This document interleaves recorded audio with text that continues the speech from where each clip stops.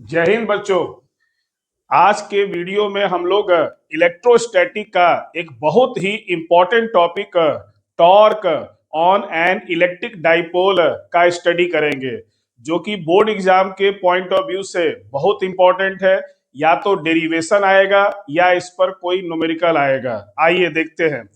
तो सबसे पहले आपका यूनिफॉर्म इलेक्ट्रिक फील्ड क्या होता है, पहले ये समझते हैं कि ऐसा फील्ड जहां पर इलेक्ट्रिक फील्ड लाइंस आपस में पैरेलल हो और इक्वल डिस्टेंस पर हो, उसे हम लोग यूनिफॉर्म इलेक्ट्रिक फील्ड कहते हैं। ओके, मैंने यूनिफॉर्म इलेक्ट्रिक फील्ड बोर्ड के पैरेलल लेफ्ट टू राइट लिया है। इसमें एक हमने इलेक्ट्रिक डाइपोल रख दिया है थीटा एंगल पर। इलेक्ट्रिक डाइपोल क्या होता है? दो इक्वल और अपोजिट चार्जेस से मिलकर के बने सिस्टम को इलेक्ट्रिक डाइपोल कहते हैं। तो थीटा एंगल पर रख दिया है। ये माइनस क्यू चार्ज है, ये प्लस क्यू चार्ज है।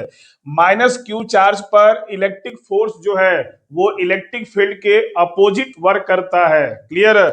और प्लस क्यू चार्ज पर इलेक्ट्रिक फोर्स जो होता है वो इलेक्ट्रिक फील्ड के अलोंग रिपीट करता है। आई रिपीट, निगेटिव चार्ज पर इलेक्ट्रिक फोर्स इलेक्ट्रिक फील्ड के अपोजिट और पॉजिटिव चार्ज पर इलेक्ट्रिक फोर्स इलेक्ट्रिक फील्ड के अलोंग वर्क करता है।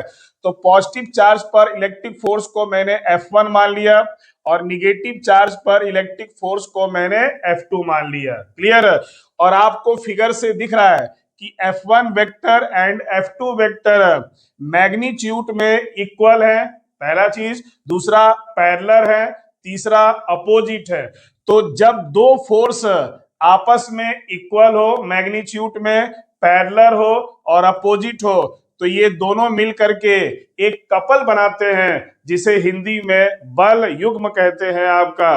और ये कपल क्या करेगा? इस डाइपोल को घुमा करके ले करके आएगा और इलेक्ट्रिक फील्ड के अलोंग ला करके डाइपोल को छोड़ देगा। इसलिए इसको हम लोग रेस्टोरिंग कपल भी कहते हैं, क्योंकि ये कपल डाइपोल को थीटा एंगल से घुमा करके ला रहा है और इलेक्ट्रिक फील्ड के अलोंग ला करके छोड़ दे रहा है। इसलिए इसको हम लोग रेस्टोरिंग कपल भी कहते हैं आपका। अब इसी कपल का हमें मूवमेंट निकालना है, that is movement of couple, जिसको हम लोग कहते हैं टॉर्क। क्लियर? तो फार्मूला क्या होता है? Tau is equal to F1 या F2, दोनों में से कोई भी फोर्स ले सकते हो आप, दोनों मैग्नीट्यूड में इक्वल है आपका। तो F1 ले लो या F2 ले लो, और दोनों फोर्स के बीच का परपेंडिकुलर डिस्टेंस लेना है आपका, जो कि यहाँ पर फिगर में BC है आपका। ये F1 फोर्स है, ये F2 फोर्स है। दोनों फोर्स के बीच का परपेंडिकुलर डिस्टेंस जो है वो आपका BC हो जाएगा। तो टाउ बराबर F1 F2 का मैग्नीट्यूड है Q इंटू ई और इंटू क्या आपका BC। अब आइए राइट एंगल ट्रायंगल में, in right angle triangle, in right angle triangle, angle triangle ACB में, ACB में क्या पता है? एंगल के सामने परपेंडिकुलर फाइंड आउट करना है। 90 के सामने हाइपोटेनस हमें पता है 2l, तो साइन लेंगे। तो therefore sine theta is equal to perpendicular upon hypotenuse. यहां से BC का मान आएगा 2l into sine theta. Okay, इसको उठा करके यहां रखा जाए तो टाउ इज इक्वल टू आ गया QE into B2l sine theta. Okay, अब आप क्या करो, थोड़ा सेटिंग करो, E रहने दो और Q इंटू 2l को साफ कर लो into sine theta. Q into 2l आप जानते हो इसे कहते हैं electric dipole moment. Electric dipole के स्ट्रेंथ को एक फिजिकल क्वांटिटी के द्वारा रिप्रेजेंट करते हैं, जिसे इलेक्ट्रिक डाइपोल मोमेंट कहते हैं। तो P बोलेंगे आपका। तो tau is equal to formula आ गया EP इंटू साइन थीटा। बहुत ही इंपॉर्टेंट फार्मूला है। This is moment of couple, यानी कि टॉर्क का फार्मूला है EP साइन थीटा। अब यहाँ ये ध्यान देने की जरूरत है कि थीटा क्या है? थीटा जो है angle between vector E and vector P electric field और इलेक्ट्रिक डाइपोल मोमेंट के बीच का एंगल है आपका। अब आपसे एक नंबर का क्वेश्चन पूछ सकता है कि इसको वेक्टर फॉर्म में लिखिए। तो इन वेक्टर फॉर्म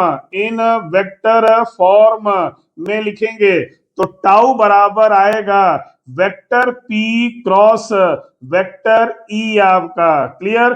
क्यों? क्योंकि tau is a vector quantity. Clear? और यहाँ साइन है, तो जब दो वेक्टर का साइन दिया हो तो वहां पे क्रॉस होता है, तो tau vector is equal to vector P cross vector E. या ऐसे समझिए कि दो वेक्टर के क्रॉस से आपको वेक्टर मिलता है, इसलिए यहाँ पे क्रॉस रहेगा वेक्टर पी क्रॉस वेक्टर ई। टाउ एक वेक्टर क्वांटिटी है। अब आपको एक बड़ी इंपॉर्टेंट चीज बता रहे हैं कि टाउ पॉजिटिव कब होगा और निगेटिव कब होगा आपका।